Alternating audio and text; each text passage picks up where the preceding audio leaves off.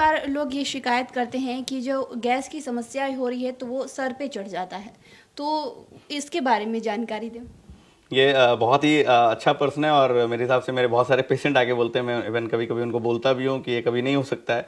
तो मैं आपको इस चैनल के माध्यम से बताना चाहता हूँ कि ये जो समस्या है, बहुत जन ये बोलते हैं कि सर मैं यहाँ दर्द होता है, यहाँ दबाता हूँ तो मुंह से ढकार आता है, फिर यहाँ का दर्द आराम हो जाता है। पेट में कहीं दर्द होता है, मैं दबाता हूँ, ढकार आता है, आराम हो जाता है। सर में बहुत दर्द होने लगता है, गैस की गोली खाता हूँ, सर दर्द आराम हो जाता है। तो बहुत सारा सिम्टम जो शरीर के अलग हिस्सों में है, लेकिन उसको लोग गैस से कोरिलेट करते हैं। और उसमें सबसे बड़ा जो खतरनाक चीज़ है वो है हार्ट अटैक। हार्ट अटैक आता है जब पेशेंट को, ओल्ड एज के पेशेंट को बहुत बार उतना दर्द नहीं होता, बट डिस्कम्फर्ट होता है। डिस्कम्फर्ट का एरिया होता है ये हुआ तो तब तो लोग समझते हैं कि चलो मेरे मुझे हार्ट अटैक है। कभी कभी डिस्कम्फर्ट यहाँ होता है, जस्ट नाभि के ऊपर डिस्कम्फर्ट, सोचते हैं गैस है, और गैस के कारण वो 2-3 दिन घर में ही रह जाते हैं गैस की गोली खाते हुए। मैंने बहुत सारा केस देखा है। और हार्ट अटैक के कारण उनका सीवियरिटी इतना बढ़ जाता है कि जब वो पहुँचते हैं डॉक्टर के पास तब तक समय खत्म हो चुका होता है।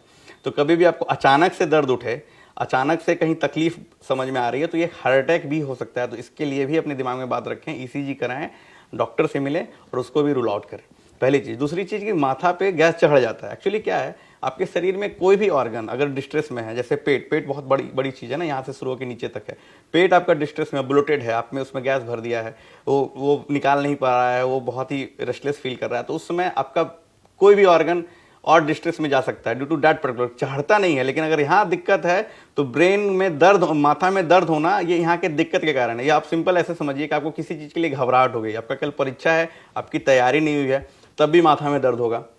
आपके कोई रिलेटिव आने वाले हैं, आपका नंबर पूछने वाले हैं, आपके पापा को आपको रिजल्ट बताना, रिजल्ट खराब हो चुका, तब भी माथा में दर्द होगा। सेम यही, अगर पेट में डिस्ट्रेस है तो माथा दर्द हो रहा है। ये इससे डायरेक्टली रिलेटेड नहीं है।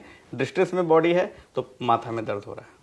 और ढकार की जहाँ तक मैं बात करूँ, अगर आप बहुत लोग कहते हैं कि ढकार लेने पर आराम, ढकार लेना बंद कर दें, ये वॉलेंटरली है, आप खुद लेते हैं। और जब आप ढकार लेते हैं तो जब वो प्रोसेस है ना, उसमें गैस ज़्यादा निकलने से ज़्यादा चली जाती है। ये अच्छा तरीका नहीं है। अगर आप लोग करते हैं तो उस पर कंट्रोल करें, उसको कंट्रोल करने की कोशिश करें, क्योंकि ये एक वॉलेंटरली प्रोसेस है। जो आदमी ये समझता है कि अपने आप हो रहा है, अपने आप नहीं होता, इसको आप करते हैं और इसको आप हैबिट बना लेते हैं। जस्ट लाइक हैबिट, मैं बात कर रहा हूँ, अपने बाल खुज रहा हो रहा है, यह मेरी हैबिट है।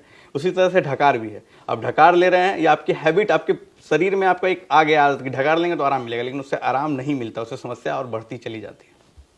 कई बार जो लोग कंटिन्यू गैस की दवाई खाते हैं तो उन्हें खाने का सही समय क्या होता है, सही तरीका क्या है? क्योंकि बहुत सारे लोग ये ऐसे भी होते हैं कि अगर उन्हें कभी भी गैस की समस्या महसूस होती है तो वो दवाई खा लेते हैं, तो इसका सही समय क्या होना चाहिए? तो सबसे पहले तो मैं ये बताना चाहता हूँ, जो पहले भी बताया, कि अपने मन से दवाई ना खाएं अगर समस्या लंबी है। हाँ, आज समस्या हुई, 10 दिन तक रही, 10 दिन तक दवाई खाया, ठीक हो गई, कोई दिक्कत नहीं है। हेल्थ बर्डन बहुत है, बहुत सारे पेशेंट हैं जो सीरियस हैं, तो मैं नहीं चाहूँगा कि आप छोटे प्रॉब्लम के लिए भी दौड़ें। लेकिन अगर ये समस्या लंबी है, हर एक साल आपको हो रही है, तो 2-3 महीने तक आपको परेशान कर रही है, आपकी हिस्ट्री है कि मैं 1-2 साल से परेशान हूँ, लंबी समस्या है, महीनों से चलती आ रही है, तो आप सबसे पहले तो डॉक्टर से मिलें। ये आदत बंद कर दें कि गई गैस की गोली खाई, ठीक हो गया, 2 दिन ठीक रहा, फिर गैस की गोली खाई। जो आप गैस की गोली खाते हैं 24 आवर 48 आवर तक आपको आराम देता है, आपको लगता है प्रॉब्लम ठीक है, फिर खा लेंगे, तो इसको बंद करें। अब आती है गैस की गोली अगर खानी है तो सही समय क्या है? तो सही समय क्या है? खाने के खाली पेट खानी है। जो भी आप पीपीआई लेते हैं, ओमेप्राजोल, पेंटोप्राजोल, वो खाली पेट में ही अच्छे से काम करता है। खाली पेट में खाने के बाद खाना आधे घंटे बाद खाना है, ये भी फिक्स कर लें। ऐसा नहीं खाली पेट दवाई खा लिया सुबह में, 5 घंटे बाद खाना खा रहे हैं, फिर गैस की गोली की एफिकेसी कम हो जाएगी। सुबह 7 बजे दवाई खाई, मैं अपने प्रिस्क्रिप्शन में लिखता हूँ और आपको भी बता रहा हूँ, 7 बजे दवाई खाई तो 7:30 बजे नाश्ता कर लेना है, तभी गैस की गोली सबसे अच्छे से काम करती है। लेकिन उसमें एक गोली है रैनिटेडिन, रैनटेक, बहुत ही नाम, एसी लॉग।